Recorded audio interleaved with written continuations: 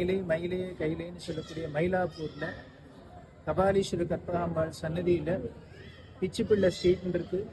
அதுல நடமாடும் தெய்வமான மகாபெரிவாளுக்கு ஒரு கோவில் வந்துருக்கு.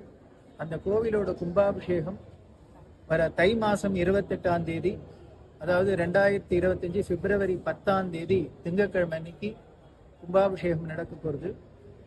அது அங்க இந்த மூலஸ்தானத்துல பிரதிஷ்டை பண்ண போற பெரியவா விக்கிரகம்.